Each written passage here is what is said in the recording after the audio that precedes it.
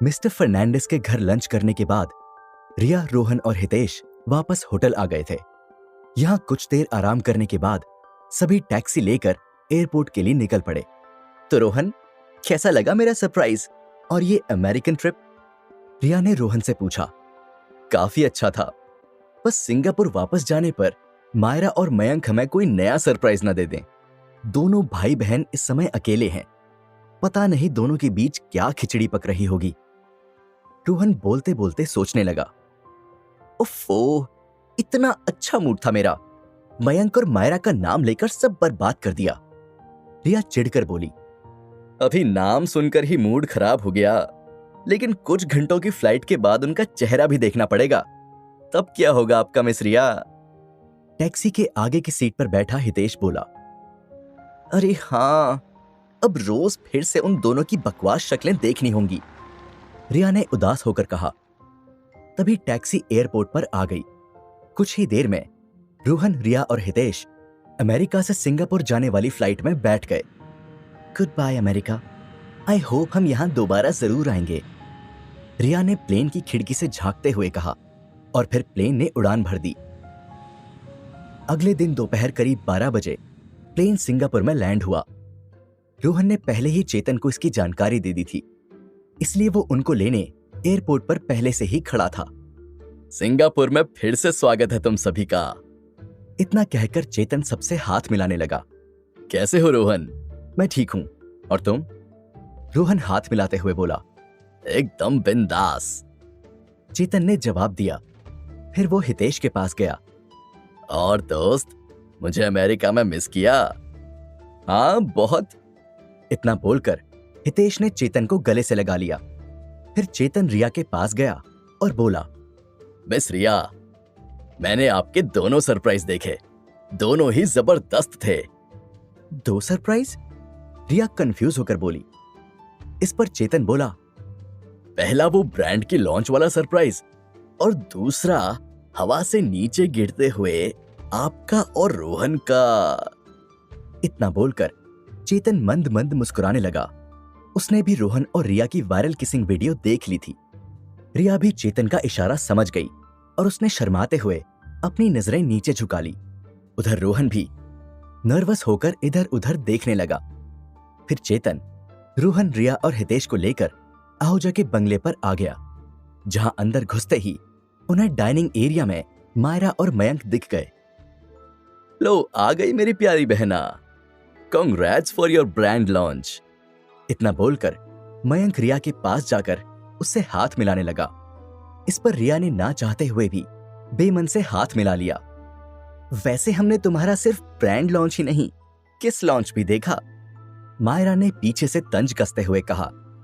रिया समझ गई कि मायरा ने भी रोहन और उसका वो किसिंग वीडियो देख लिया होगा। हालांकि ये जानकर उसे दुख नहीं बल्कि खुशी हुई, क्योंकि वो अच्छे से जानती थी कि मायरा उस वीडियो को देखकर जलन के मारे रात भर सोई नहीं होगी। इसलिए रिया मायरा के पास गई और इतराते हुए बोली। तो फिर मायरा, कैसा लगा तुम्हें मेरे और रोहन का किस? ये सुनकर मायरा का चेहरा गुस्से से लाल पड़ने लगा, लेकिन वो अपनी जलन सबके सामने दिखाकर खुद को कमजोर शो नहीं करना चाहती थी। इसलिए वो किसी तरह से अपने चेहरे पर प्यारी मुस्कान लाई और बोली। बहुत ही अच्छा था, सच कहूं तो रोहन और तुम्हारी जोड़ी साथ में अच्छी लगती है। तुम दोनों को तो गर्लफ्रेंड बॉयफ्रेंड होना चाहिए। मायरा का अचानक बदला ये रूप देखकर न सिर्फ रिया बल्कि रोहन भी दंग रह गया। हमेशा तो मायरा रोहन और रिया को दूर करने की बात करती रहती है, लेकिन आज वो खुद रोहन और रिया को गर्लफ्रेंड बॉयफ्रेंड बनने की सलाह दे रही थी। ये देखकर रिया बड़ी कंफ्यूज हो गई। उसे समझ में नहीं आया कि मायरा में अचानक ऐसा बदलाव कैसे आया। इसलिए रिया से रहा नहीं गया और उसने पूछ ही लिया। क्यों, तुम्हें भी तो रोहन पसंद है, क्या तुम उसे अपना बॉयफ्रेंड नहीं बनाना चाहती? हाँ हाँ हाँ, बनाना चाहती हूं, मायरा चीख चीख कर ये कहना चाहती थी, लेकिन उसने ऐसा नहीं किया, बल्कि वो भोली बनकर बोली।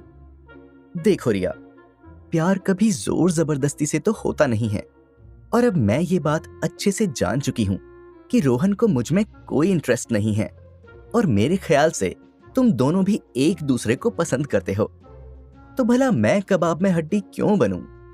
मायरा की ये बात सुनकर रिया फिर से शॉक्ड हो गई। उसे समझ में नहीं आया कि आखिर ये मायरा को हो क्या गया है। उधर मयंक भी मायरा के मुंह से ये बातें सुनकर हैरान था। हालांकि वो अपनी बहन को अच्छे से जानता था, इसलिए समझ गया था कि मायरा के दिमाग में कुछ और ही खिचड़ी पक रही है। गुड, अच्छा है तुम समझ गई कि रोहन और मेरे बीच तुम्हारी दाल नहीं गलने वाली।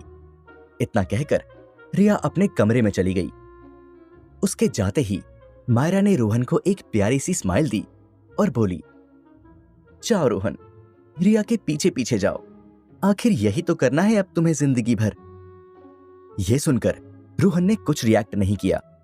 उसने कुछ सेकंड मायरा को घूरा और उसका माइंड रीड करने की कोशिश की, लेकिन उसे भी फिलहाल मायरा के इस नए रूप का राज पता नहीं चल पाया और वो भी अपने कमरे में चला गया। तभी हितेश मायरा के पास आया और वो अपने बालों को संवारते हुए बोला, मायरा डियर, मैं क्या बोल रहा था, अब तुमने रोहन को अपने दिल से निकाल ही दिया है तो वहां जगह खाली हो गई है, तो क्या मैं तुम्हारे दिल के कोने में बस जाऊं? नो थैंक्स, अभी मेरे दिल का दरवाजा परमानेंटली क्लोज हो चुका है। इतना बोलकर मायरा ने अपना मुंह फेर लिया, लेकिन हितेश अभी भी नहीं माना और जाते जाते बोला, कोई बात नहीं, मैंने कई बंद दरवाजे खोले हैं, मैं ताला तोड़ने में एक्सपर्ट हूं, तुम्हारे दिल तक भी पहुंच ही जाऊंगा। इस पर मायरा ने कोई जवाब नहीं दिया और हितेश को इग्नोर किया। अब सिर्फ चेतन वहां खड़ा था, जो ये सारा ड्रामा किसी टीवी सीरियल की शौकीन हाउसवाइफ की तरह एंजॉय कर रहा था। चेतन को अपनी ओर देखता देख मायरा चिढ़कर बोली, क्या तुम्हें भी कुछ कहना है? इस पर चेतन फट से बोला, हाँ कहना है। क्या? जल्दी बको, मायरा ने गुस्से में कहा। यही कि रोहन को रिजेक्ट करने के बाद मुझ पर डोरे डालने की सोचना भी मत, मुझे तुम में कोई इंटरेस्ट नहीं है। इतना बोलकर चेतन हंसने लगा।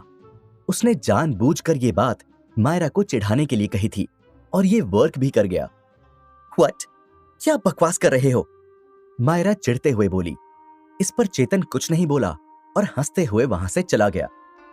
तुमने देखा भाई, वो मुझे क्या बोलकर गया? सारे के सारे नमूने भरे पड़े हैं इस घर में। मायरा गुस्से से तिलमिलाकर मयंक से बोली। इस पर मयंक ने मायरा को शांत किया और कहा, रिलैक्स मायरा, वो बस तुम्हारे मजे ले रहा था। वैसे मुझे एक बात अभी भी समझ में नहीं आई, ये अचानक तुम्हारा रोहन में इंटरेस्ट कैसे खत्म हो गया? और तो और तुम रिया और रोहन की जोड़ी भी बनाने लगी। इस पर मायरा हंसने लगी और बोली, पहले मैंने सोचा था कि रिया पर हमले करवाकर उसे मरवा दूंगी तो रोहन मेरा हो जाएगा, लेकिन अब मैं समझ गई हूं कि मैं चाहे सैकड़ों हमले और करवा लूं, लेकिन रोहन हर बार रिया को बचा ही लेगा और ऐसा करके वो रिया की नजरों में और हीरो बनता जाएगा। इससे रिया उसके और करीब आती जाएगी। यही सोचते हुए मैंने अपनी स्ट्रैटेजी बदल ली। रोहन रिया को फिजिकल अटैक से तो बचा सकता है, लेकिन जब मैं उस पर इमोशनल अटैक्स करूंगी तो वो भी रिया को नहीं बचा पाएगा। इतना बोलकर मायरा एक शातिर मुस्कान के साथ मुस्कुराने लगी। उधर मयंक भी समझ गया कि मायरा के दिमाग में जरूर कोई शातिर प्लान चल रहा है। हालांकि अब उसे इसकी टेंशन नहीं थी, क्योंकि मायरा अपनी तरफ से रिया पर कोई हमला नहीं करवाएगी। ऐसे में वो रिया को तबाह करने और उसकी प्रॉपर्टी एंड बिजनेस को छीनने के अपने प्लान पर अच्छे से फोकस कर पाएगा। उधर रोहन चेतन के साथ बैठकर मयंक की जानकारी निकालने लगा। तो मयंक को फॉलो करते हुए कुछ पता चला? हमारी गैर मौजूदगी में उसने कुछ उल्टा सीधा तो नहीं किया? रोहन ने चेतन से पूछा। वैसे कुछ बड़ा तो नहीं किया, लेकिन हाँ, उसकी और अन्ना की दोस्ती अब कुछ ज्यादा ही गहरी हो गई है। दोनों अक्सर उस क्लब में साथ बैठकर ड्रिंक करते हैं, चेतन ने बताया। यह सुनकर रोहन कुछ सोचने लगा और फिर बोला, और उस अन्ना के गुमनाम बॉस का कुछ पता चला? कौन है वो? नहीं, इस बारे में तो अभी कुछ नहीं पता लग पाया, पर मेरी कोशिश जारी है, चेतन ने कहा।